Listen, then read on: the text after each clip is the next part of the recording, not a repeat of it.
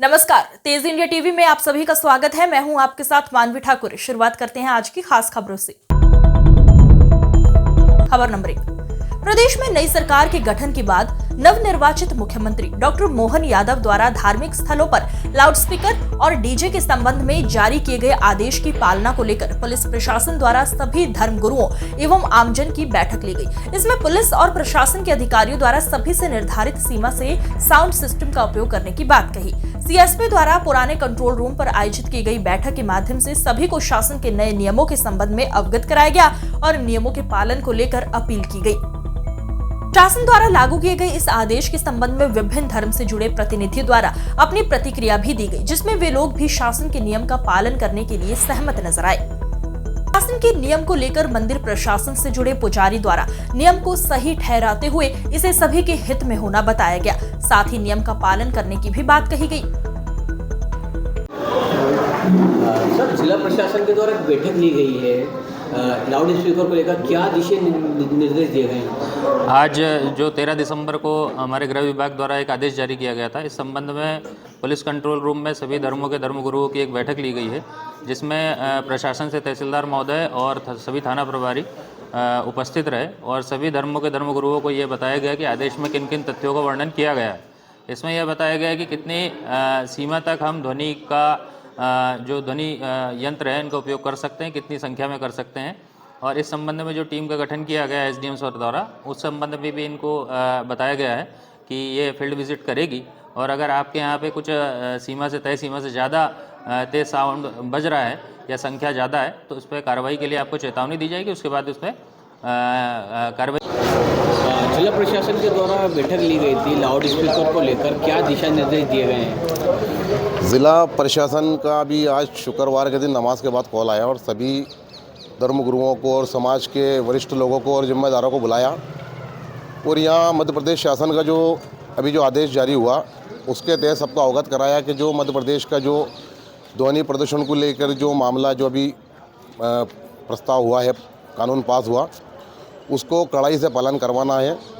और जो ध्वनि प्रदर्शन जिसकी वजह से तमाम लोगों को जो समस्या होती है, डीजे साउंड वगैरह, माइक सिस्टम वगैरह, इसको लेके उन्होंने कहा कि इसकी एक लिमिट सेट की जाएगी, उसके आधार के ऊपर आपको ये ध्वनि प्रदर्शन करना है। अनावश्यक रूप से जो डीजे साउंड वगैरह जो बजते हैं बाज़ारों के अंदर, गलियों में, सड़कों पर, उसके ऊपर प्रतिबंध लगाना ताकि ज़्यादा शोर शराबा ना हो और उसकी वजह से दूसरे लोगों को अनावश्यक रूप से कोई परेशानी ना हो। तो ये नियम आदेश सभी लोगों के लिए, मानव जाति के लिए। जिला प्रशासन ने आज एक बैठक ली थी, क्या दिशा निर्देश दिए हैं आप लोगों को?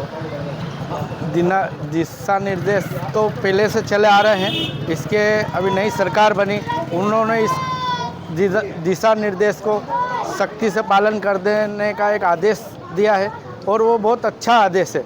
इसमें सभी को बहुत तकलीफ होती थी, जैसे मेन बाज़ारों में मंदिर है, जहाँ सिटी है, वहाँ आरती, पूजा पाठ या मस्जिद होती है, वहाँ पे बड़े माइक लगाना, 5 बार नमाज पढ़ना, मतलब उससे एक लिमिटेड आवाज़ में हो, सब भक्ति भाव, सेवा भाव, तो एक बहुत अच्छा उसकी मिसाल होती है। इसी बारे में सीएसपी साहब, तहसीलदार साहब और सारे अधिकारी, टीआई महोदय ने सभी पुजारियों को, सभी मस्जिद वाले, सभी धर्मगुरु के सभी को बुलाया और सबको समझाया कि भैया इस बारे में सबको अपने को एकजुट होकर।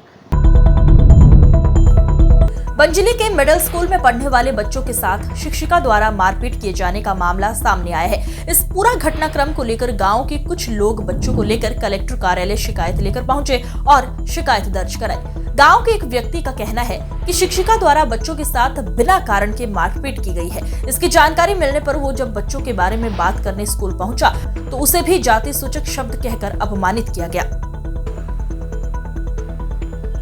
इस घटना के संबंध में स्कूल में पढ़ने वाले बच्चों की माने तो वो मस्ती करते हुए घर जा रहे थे तो मैडम को लगा कि उनके बारे में गलत शब्दों का प्रयोग किया जा रहा है और उन्होंने इसी बात को लेकर मारपीट की। इस पूरी घटनाक्रम को लेकर जब स्कूल की शिक्षिका से बात की गई तो उनका कहना था कि बच्चे स्कूल की छुट्टी होने के बाद गाली गलौज करते हुए अभद्र भाषा का प्रयोग कर रहे थे। उन्हें समझाइश दी गई लेकिन वो नहीं माने। इस पूरी घटनाक्रम के कई बच्चे साक्षी हैं।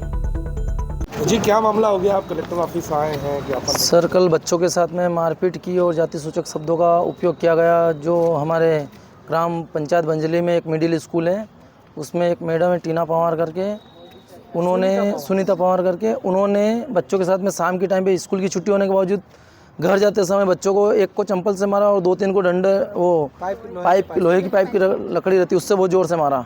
और सुबह अगर मैं समझाने के लिए गया मैडम को स्कूल में, तो मैडम मेरे साथ में जाति सूचक शब्दों का प्रयोग कर रहे थे। बोले कि मैं राजपूत समाज से हूँ और तुम लोग मेरे को जानते नहीं हो, और मैं इन छोटी जातों के लोगों को क्या मैं इसे आप सख्त सुनूंगी।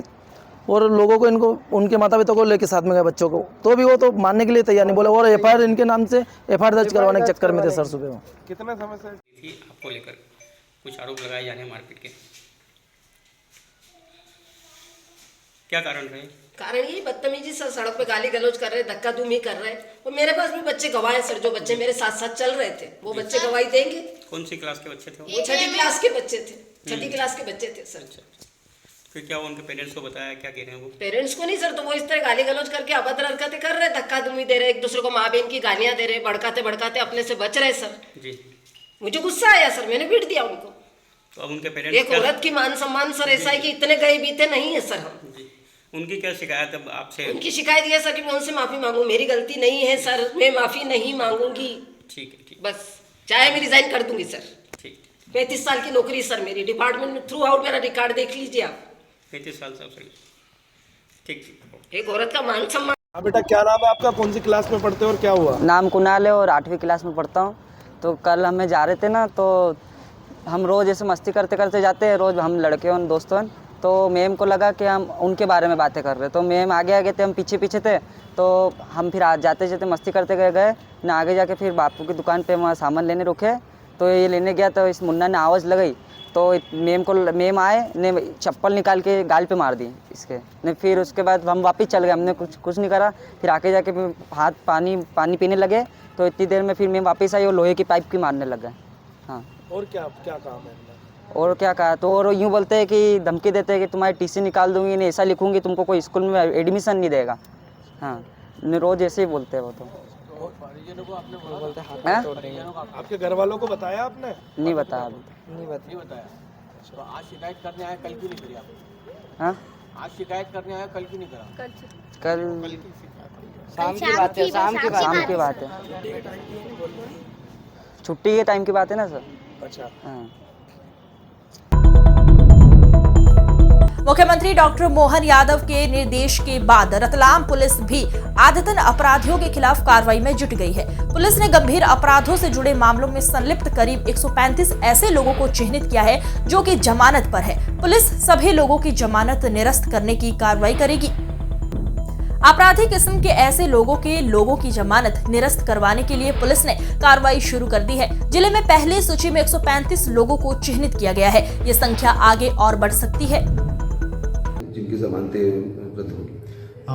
ये जो 437-38 के अंदर जिन लोगों ने भी 7 साल से ऊपर की सजा, जिनको सजा के अपराध कारित किए हैं और उनमें वो जमानत पर है, और जमानत पे आने के बाद में अगर कोई छोटे मोटे बॉडी ऑफेंसेस भी किए हुए हैं, इस तरीके के जो बदमाश तत्व है, उनके खिलाफ में उनके जमानत निरस्तीकरण की कार्यवाही करने के संबंध में हम लोगों ने 135 लोगों को पूरे जिले भर में छाटा है, जिसमें ये सारे के सारे लोग ऐसे हैं जिन्होंने पहले कोई ना कोई बड़ा मामला इनके खिलाफ में कायम हुआ है और उसमें वो जमानत पर है, और उसके बाद उन्होंने कोई ना कोई अपराध पंजीबद्ध किया हुआ है। तो इन सभी के जमानत निरस्तीकरण के लिए जो है वो पुलिस प्रयास करेगी। रतलाम खाचरोद रोड पर मालवासा के पास ट्रक की टक्कर से बाइक पर सवार पति पत्नी व 6 साल की नवासी की मौत हो गई, जबकि एक अन्य ऑटो में सवार 3 लोग घायल होना बताए जा रहे हैं। टक्कर इतनी जोरदार थी कि बाइक पर सवार एक महिला गाड़ी से उछलकर कुरैल नदी में जा गिरी। पुलिस कर्मचारियों का घटना रात करीब 9:30 के बीच का होना बताया जा रहा है एक ट्रक ने ऑटो रिक्शा और को टक्कर मार दी और फिर बाइक को टक्कर मारकर निकल गया, जिसमें ऑटो में सवार 3 लोग गंभीर रूप से घायल हुए हैं। वहीं बाइक सवार की मौके पर ही मौत हो गई है।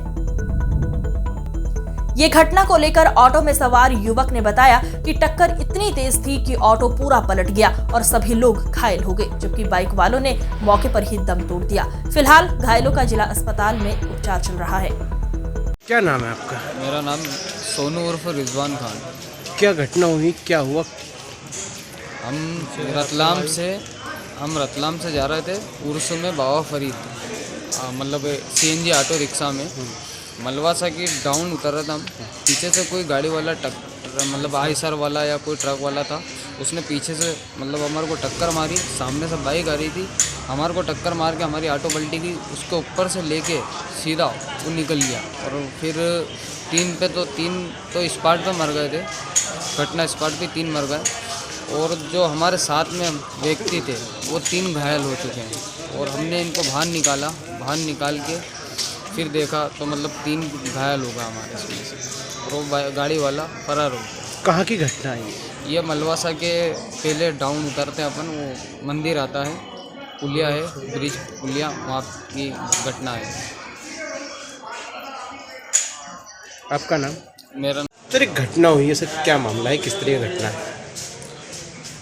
कल रात 9 बजे की बात है, 9:30 बजे की। खुड़ैल नदी के पास में एक ऑटो से उसमें कुछ लोग जा रहे थे और एक बाइक वाला सामने से आ रहा था, जिस पर 3 लोग थे, पति पत्नी और बच्चे। पीछे से एक आयसर ट्रक का चालक काफ़ी तेज़ गति में लापरवाही चलाकर ले लाया, जिससे पीछे से ऑटो में टक्कर मारी, जिससे ऑटो पलटी खाया।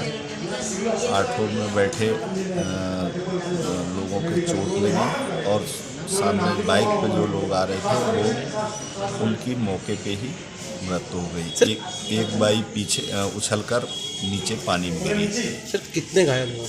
उसमें 3 लोग घायल हैं, एक फैजान है, अमन है और मोहसिन है, ऑटो चालक मोहसिन, और मुबारक फातिमा भी। विधानसभा चुनाव में पहली बार के विधायक चुने गई सैलाना के निर्दलीय विधायक कमलेश्वर डोडियार हर दिन अपने नए रंग में नजर आ रहे हैं। सैलाना विधायक ने इस भाग सफाई कर्मियों की परेशानी को लेकर जिम्मेदारों को चिताया और उनकी समस्या दूर नहीं होने पर अपनी तरफ से कार्रवाई करने की बात कही। कुछ सफाई कर्मचारियों का कहना था कि उन्हें बीते 6 से 7 दिन में वहां से काम से हटा रखा है और उनके पूर्व का वेतन अभी तक नहीं दिया गया। इसी बात को लेकर विधायक डोडिया द्वारा जिम्मेदारी से चर्चा की गई और उनकी समस्या निराकरण करने के निर्देश दिए गए। इलाज करना जानते हैं तो यहाँ छोटी मोटी चीज़ों से हम लोग कहाँ प्रेशर में आ रहे हैं, बिल्कुल डरने का नहीं है ना। ऐसी मेरे पास कोई शिकायत आनी नहीं चाहिए, है ना।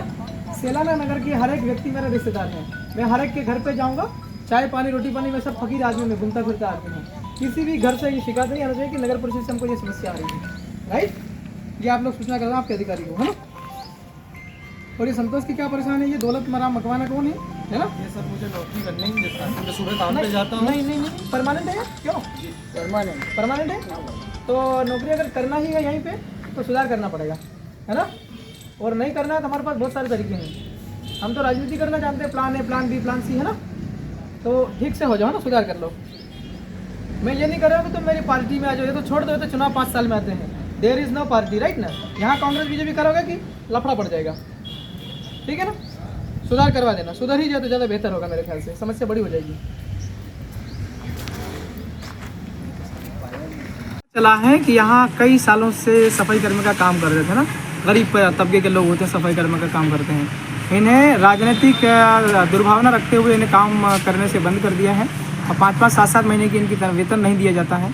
उसको लेकर के मैं समझने आया था समस्या को, और मैं अपनी भाषा में इनसे बात करके जा रहा हूँ। निश्चित तौर पर समाधान जल्दी हो जाएगा। अगर समाधान करने में किसी ने अड़ंग अड़ा या किसी ने बाधाएं अगर क्रिएट करी समस्या के समाधान करने में, तो फिर मैं मेरे तरीके से काम करूँगा। अतिक्रमण कर रखा जिन लोगों ने, मैं बात करता हूँ SDM साहब से बात करते हैं, रेवेन्यू के डिपार्टमेंट हैं, हम बात करते हैं ये समस्या का समाधान कौन करेगा।